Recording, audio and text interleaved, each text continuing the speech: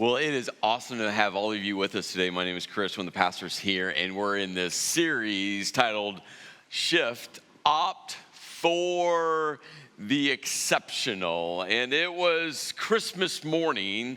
I was standing at our kitchen counter, and it was like one of those moments where it wasn't too early, but it was early enough. I was standing there and just thinking about just the previous couple days across all of our locations, and God just did something so remarkable through our Christmas services. And stories had already started to emerge of just people taking incredible steps. So I was thinking through that, but to be completely transparent, I was completely physically and mentally exhausted. On the Hill campus, I spoke 6 times over those 2 days, and so Christmas morning, I was dragging a little bit, but like spiritually and emotionally, I was just so on fire, just because, again, those stories of just individual people and what God was doing in his church. It was an interesting moment as I stood there. And so my mom, who was here for the holidays, had made her way down. And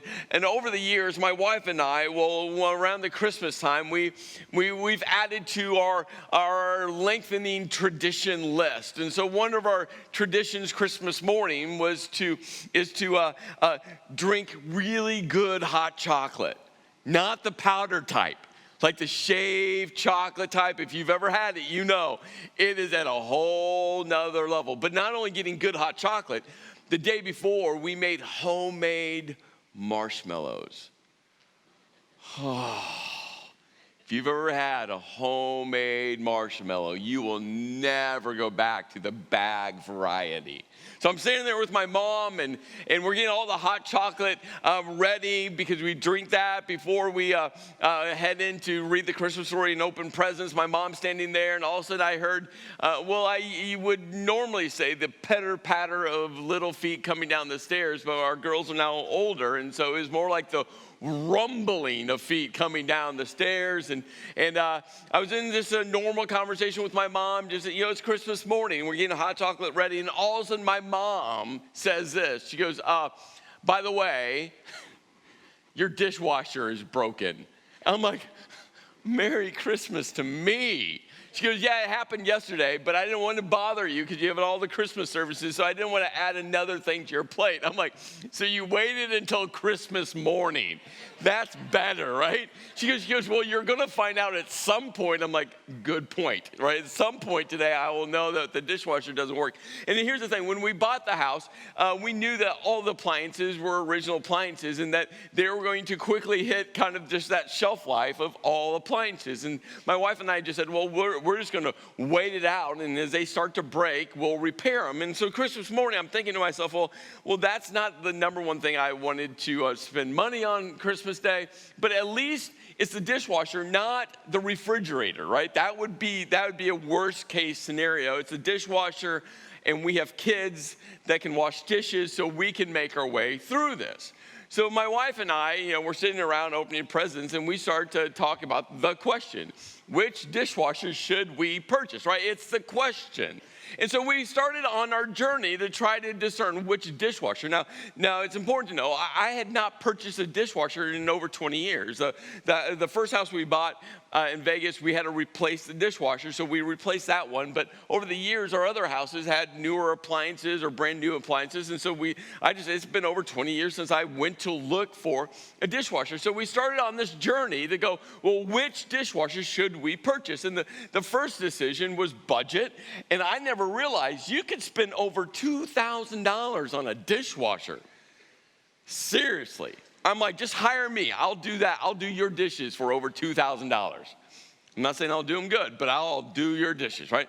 And so we started looking at the budget, and the good thing is we have money in our short-term savings. And so, we were like, well, we got money there, yay. But what's our budget? And so we kind of locked in on the budget. From there, we started to talk about the brands. And there's just a whole list of brands. There's more than this, but these are the major brands of dishwashers. And as we started talking through the brands of dishwashers, I started to do my research on the ratings of all these brands and all the different models. And there's a lot of content out there. I went to Consumer Reports and read about dishwashers. I went to other review sites to read about dishwashers. I went to blogs to read about dishwashers. I talked with people about dishwashers. Well, one day, my wife and I were at one of these big box stores, and we're standing there. They had like this aisle of scratch and dent appliances. And we're looking at a dishwasher. That was a really, really expensive dishwasher. That was 50% off, so it kind of brought it into our price range. And we're having a great husband and wife conversation about the big dent on the door of the dishwasher. And my wife's like, are you really sure you want to buy something with a dent in it? I go, honey, we have kids. Everything new we buy gets dented, gets scratched, gets broken. So here's the thing. We save 50% off, we install it, and it doesn't matter when they put another dent in it. It has matching dents. It's great. She didn't think it was so great.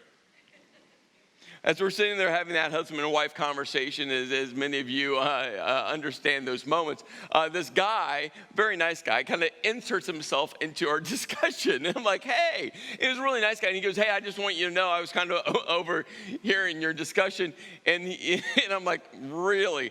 And he goes, I just want you to know that brand is a good brand, but if it breaks in this area, it's hard, it's difficult to get someone to repair that brand, right? It was good information. Well, we said, thank you. That's important for us to know that piece of information. We went on from the rating scale. Like I started to look at all the different features. Like, do you realize the number of colors that you can get in a dishwasher? I mean, the one I bought 20 years ago, and it was kind of in style then, was that lovely color of bisque. Oh, that's a lovely color. We start looking, I'm like, oh my goodness, I just want a dishwasher to wash dishes. Can we just get that? There's different sizes of dishwasher. I mean, common is 24 inch, but there's 18 inches, smaller dishwashers, bigger dishwashers, there's different sizes. Where the control panel is, right? There's hidden, fully visible, semi-hidden. My wife and I had another lovely, robust dialogue in a big store about where we like to see the control panel. I'm the hidden guy. I'm like, I don't want to see the controls at all. My wife's like, well, I'm kind of fine with these semi-hidden, right? We had that discussion.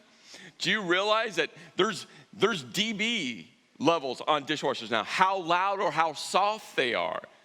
We were looking at one dishwasher, and as we looked at one, we saw another one. They looked identical.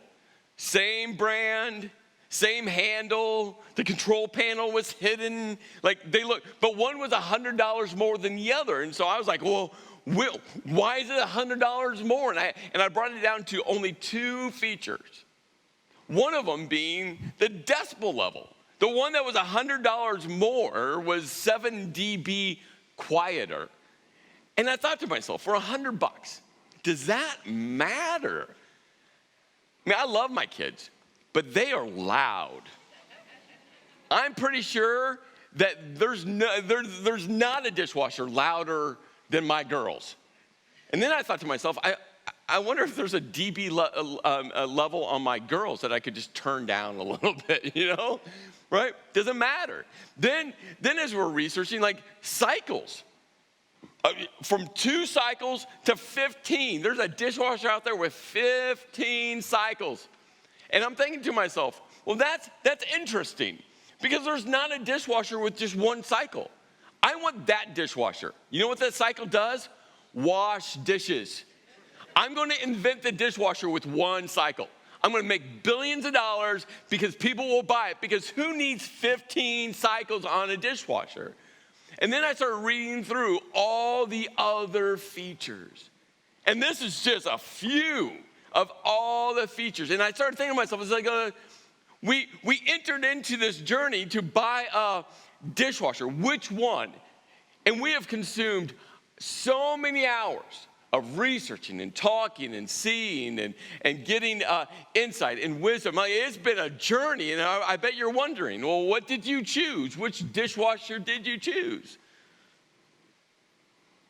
The answer to that question is, we haven't. Nope, because now we're stuck on one very important question. It's the color question. My wife's not sure which color, and so we're still doing dishes by hand. So my new New Year's resolution is that we'll have a dishwasher by the end of 2019. I hope so. Right? But think about that scenario, and I'm sure now we're not the only one. I mean, I'm sure you've done this, maybe not with a dishwasher, but with another purchase. But when you think about this, our unimportant decisions. I mean, a dishwasher on the scale of life decisions, it's really not important. I mean, a dishwasher is relatively a new invention when you look across the span of mankind, right? When we think about our unimportant decisions, they consume our time, energy, and focus. Buy a new car, how much time, energy, and focus do you give that? Whatever you like to do, your hobby, that new whatever, that new thing, how much time, energy, and focus you give to that. We're right now looking at cutting cable and finding a much cheaper option. And I am researching and consuming everything before we get rid of our DirecTV, our other options. I'm just consuming as much content, right? On unimportant things. And I'm not saying wise financial decisions aren't important. But again, on the scale of important life decisions, right? A dishwasher, a car, cutting cable, right? That's not in the upper tier of importance, right? We spend so much time, energy, and focus, but while our important decisions, well, we rush, we undervalue, and we overlook.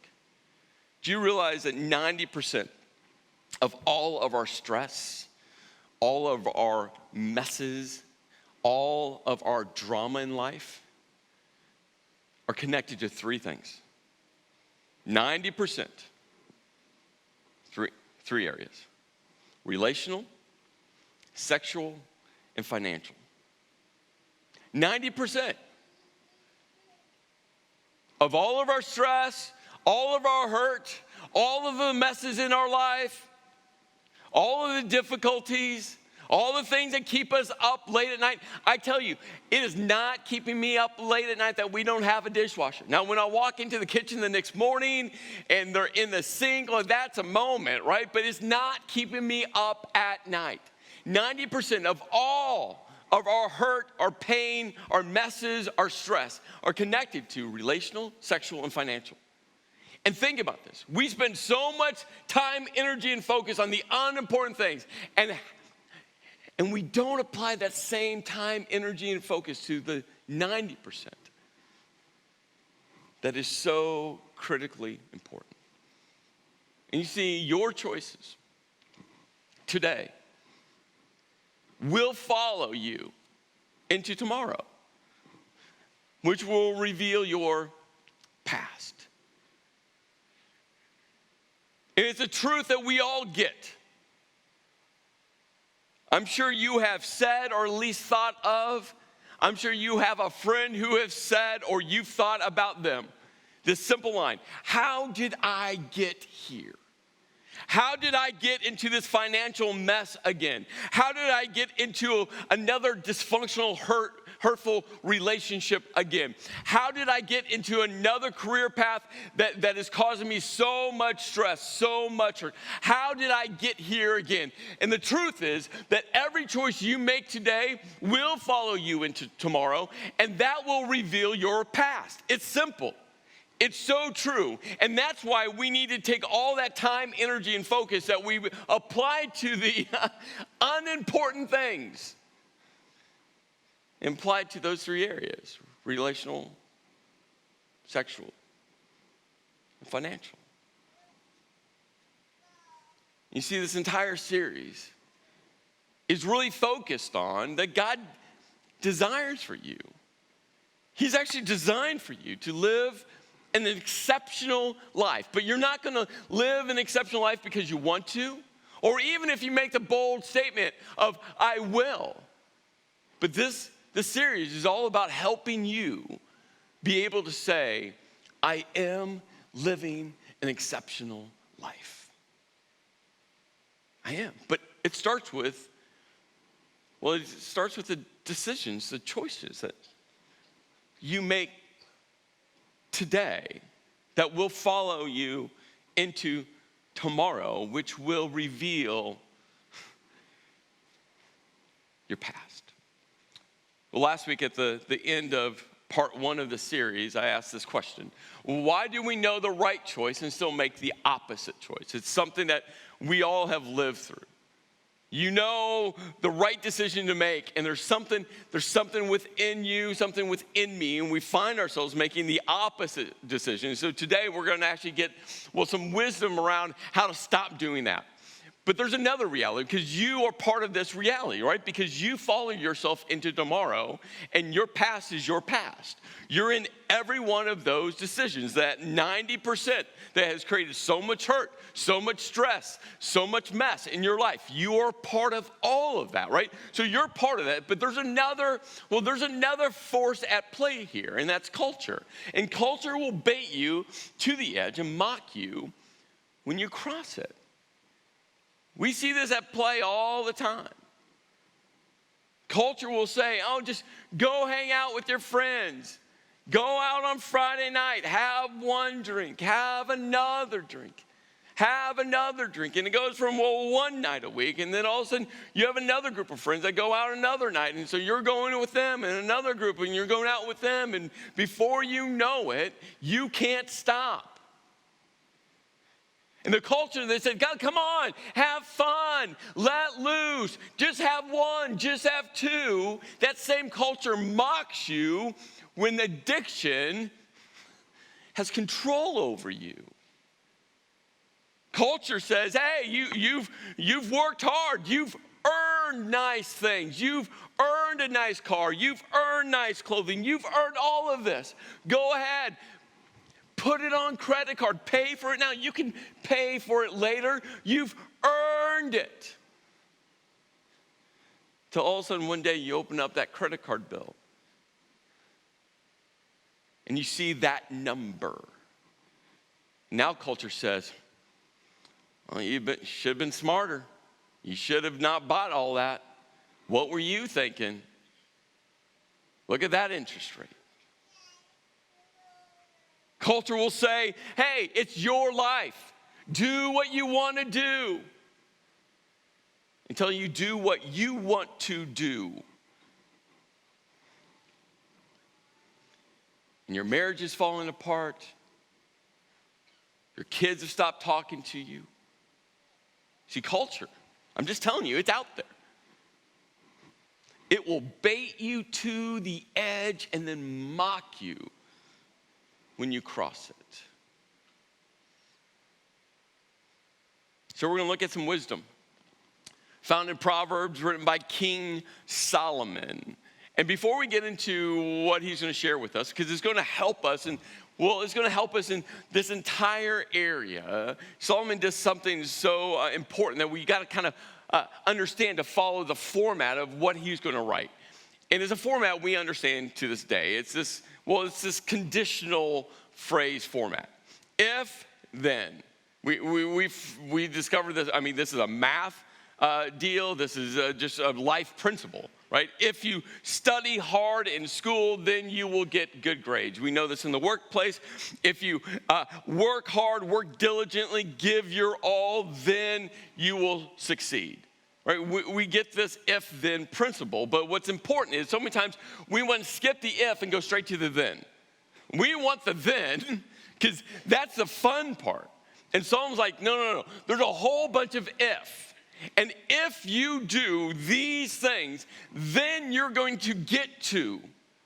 But it's all predicated on you doing the if. And you got to hold on to that because it is conditional. Based off of you. Are you going to do the if? Because if you do the if, then. So Solomon starts in and he goes, my child, and it's like a father talking to his son, a father talking to his daughter. He's like, my child, listen to what I say and treasure my commands. And on the English kind of translation version, it kind of feels like, it's the direct command. But what Solomon is actually saying, if you listen. In the Hebrew, if is there. It's a conditional phrase. And this, if you listen, isn't like a parent to a child. And if you're a parent, I know you've done this with your kids. Listen to me, look me in the eyes, you will do what I say, right? That's not what he's saying.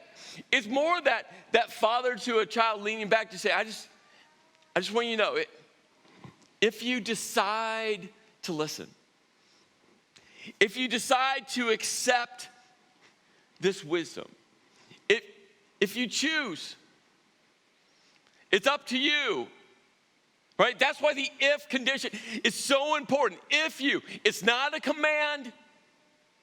It's not with all this forceful energy. It's up to you. If you listen to what I say and treasure my commands. What Solomon is saying is, it's like the intentionality of going out to look for hidden treasure. You know the treasure's out there. You just don't know where it is. And he's saying, if you listen, if you desire to, and if you search for it with intentionality. He goes on. He goes, tune your ears to wisdom and concentrate on understanding. And again, in the ancient Hebrew, Solomon does something very powerful. There's this word by in there. And he's like, by tuning your ears to wisdom, by concentrating on understanding. And there's a parallel nature of what he's writing. You see, this first phrase, if you listen to what I say, parallels by tuning your ears to wisdom. This next phrase, if you treasure my commands, parallels by concentrating on understanding. So he's saying, hey, if you listen, and this is how you listen, by tuning your ears to wisdom, meaning we're not calibrated for wisdom. We're calibrated to do our own thing. That's why all of Proverbs has two categories of people, the wise and the fool. And Solomon's like, hey, you got to tune your ears to wisdom, because within us, and we get this, within us, we follow the fool's path. He's like, you got to tune it so you can listen to it, so you can identify it and concentrate, right? What you got to, if you're out there searching for hidden treasure, you have to be so focused. These parallel thoughts. He goes on and he says, cry out for insight and ask for understanding. And this, again, is another if statement. If you cry out. First thing he says is, if you listen. And that's a posture to say, I'm going to be open for wisdom that's coming my way. But now he says, and you have to cry out. You have to ask for it. Be proactive. And if you search, here's another conditional statement. If you search, right? For what? Hidden treasure. Search for them as if you would for silver. Seek them like hidden treasure. Then, right? Then, okay, so this is what happens if. But if has to happen first. That's what you own. That's what you have to do. And if you do those things, then you'll understand what it means to fear the Lord. Now, in part one last week, we looked at this idea of fearing the Lord, because I love this Hebrew word. And to fear the Lord means to lean back in awe. It's a kind of a double action. It's not one action or the other. It's both. That you're leaning back in awe, leaning back in reverence, leaning back. Why? Because you're in the presence of the Most High God. And same action. You're being drawn in by the love of God the Father. That's what it means to fear the Lord. And what Solomon wrote in Proverbs chapter 1, verse 7. Again, part one, we looked at these words. Proverbs 1:7 is the purpose statement, is the directional statement for the entire collection of Proverbs. He said, fear of the Lord is a foundation of true knowledge. But fools despise wisdom and discipline. Wisdom meaning this continual pursuit to learn more and to learn more and to learn more and to learn more. Never stopping. Like a skilled tradesman. Always learning, always gaining knowledge, always growing in understanding. And discipline. Discipline is all about strict practice and correction. And so many times we want to gain the knowledge, but we don't like the correction and the strict practice. It's why personally I don't like the two words Bible study. Some of you are like, oh, did he say that? No. Because the purpose of studying the Bible isn't just to gain knowledge. The purpose of studying the Bible, that's the wisdom side. The purpose of studying the Bible isn't to stop just with wisdom. It's to move into the discipline side, strict practice and correction, where you take what you have learned and put it into action. And so many times people are just comfortable because it's comfortable just gaining knowledge. And so many people don't want to take the next, and it's the most important step, to put it into action, to live it out. I would rather you call it Bible action than Bible study. Because the Bible isn't there just for us to gain knowledge. It's there for it to change our lives. The psalm goes, did you understand what it means to fear the Lord? And you will gain knowledge. What knowledge? The knowledge of God. That God has laid out a path for your life. That God wants to direct your steps. That God wants to direct your decision making, your choices. And if you listen, and if you cry out, and if you search like you're searching for hidden treasure, then you'll understand what it means to fear God. And you'll gain his knowledge. Psalm goes on, it says, for the Lord grants wisdom. From his mouth comes knowledge and understanding. He grants a treasure of common sense. I love that line. A treasure of common sense. Do you know someone? Again, let's not be too self-reflective yet. Do you know someone who lacks common sense? Yeah. You're like, oh, they did that again? The God grants a treasure of common sense to the honest. He's a shield. Think about this, especially when it comes to culture's force to bait you to the edge. Someone's like, no. He's a shield to protect those, to envelop those. It's like songs like, hey, we got to keep the culture out. God will protect you for those who walk with integrity. Then you'll understand what is right, just and fair, and you'll find the right way to go. Left to our own devices, we will find the wrong way to go. We all know that. We all grasp that. Songs like that. There is a right way to go. There's a right path. He goes on. He says, for wisdom will enter your heart and knowledge will find you with joy, and wise choices will watch over you. Understanding will keep you safe. Wise choices will watch over you, will guard you, will protect you, will guide every step. So the question that you should ask yourself every day is not, what is the right thing to do? Because just the word right can be so subjective. Because what's right for you or what's right for a friend or what's right for someone else, right, can change. Even though the question that I ended part one with and the question we revisit today, why do we know the right decision and do the opposite. Just the word right is a flawed word. And it's not what is a decent thing or what is a correct thing or even what is the best thing.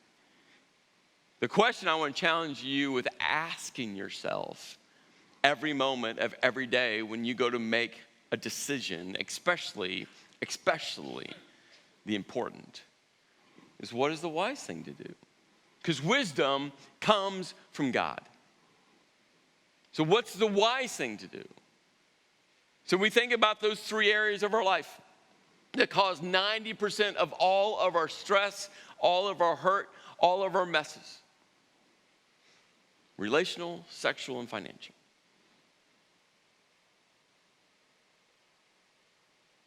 And if you're serious about,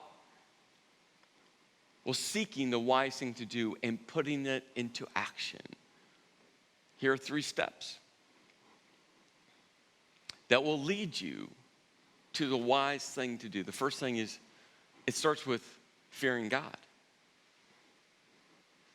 You have to come to the place where your relationship with God is shoving you back in awe that you're in the presence of a most high God who is perfect, who is holy, and knows you the best. And in the same breath, realizing that God is wrapping you up in love. And it starts here, that God knows the best path for you, that God has designed the best path for you, that God has designated the right path for you, that you just go, God, I'm leaving it up to you. But it starts with your position with God. The Bible is filled with wisdom in these 3 areas. Over and over and over again, there's so much wisdom throughout the Bible. But again, the knowledge is there. The question is do you fear God? Do you put your life in submission of Him to say, God, I'm going to follow you? And it's easy. It's easy for you to dismiss this and go, yeah, Chris, but the Bible, it was written so long ago. Culture has changed. I could sit down with you in a few moments, dismantle that entire thought process, by the way. But I'll do it in about 3 seconds in one area.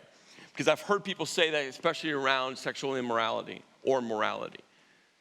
But Chris, this is 2019. So much has changed since the Bible was written. The sexual condition of our country today, compared to 2,000 years ago, just go study Rome.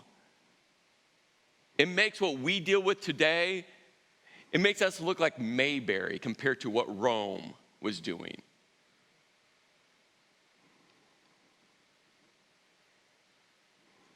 Don't convince yourself that the Bible, because it was written so long ago, isn't applicable today. It's even more so.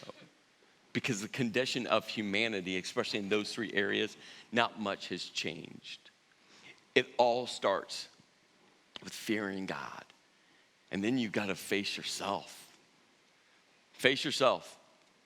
That every mess that you have experienced, the common denominator is you. Every relational mess, sexual mess, financial mess that you have experienced, you are the common denominator. Paul, one of the greatest, the greatest church planner. We're here today as a church because of the Apostle Paul. You know what Paul said? The things I know I should do, I don't do. And the things that I know I shouldn't do, I do. If Paul said that, I'm just telling you, all of us have experienced that. And that's why fearing God, facing God, will help you face yourself. The more you realize who God is and you lean back in awe as He draws you in with love, it will help you face yourself, that you can't do it on your own. If it's left up to you, you will continue to make the opposite choice, which will continue to lead you into the mess and the hurt that you find yourself in. But you got to start with you. And then you got to follow wise counsel. Wise counsel found in the Bible. And wise counsel that you can find in other people that fear God and have faced themselves. We've been into this 19 for 19, and one of the Proverbs we looked at was a proverb talking about wise counsel, surrounding yourself with advisors. And in that 19 for 19, what was talked about was that there's something powerful when you go find someone and invite them in to be wise counsel in your life. What's powerful about that is you can determine whether or not someone's wise counsel that you should invite them in by looking at who they've surrounded themselves with. It's the easiest way. When you see someone and you just know that their entire life, not in Bible knowledge, that's only part of the equation, but they're living out actively, not perfectly, actively living out what God has instructed for us to do in the Bible. When you realize, you see it in their lives, that they're fearing God, that they're facing their own humanity, that they're surrounding themselves with other people like that, that's someone you want to be on the journey with you. And here's what's powerful about that. When you look at someone and you see that they have wise counsel around them, is as if when you invite that one person into your circle and say, I need some wisdom right now, because if I'm left to myself, I'm just going to continue to make the wrong decision. I want to invite you in. It's as if you're inviting their entire circle of wise counsel into your life as well. But you got to follow it. And so many people, well, they'll invite wise counsel in. They will listen to it, kind of, and then still do their own thing.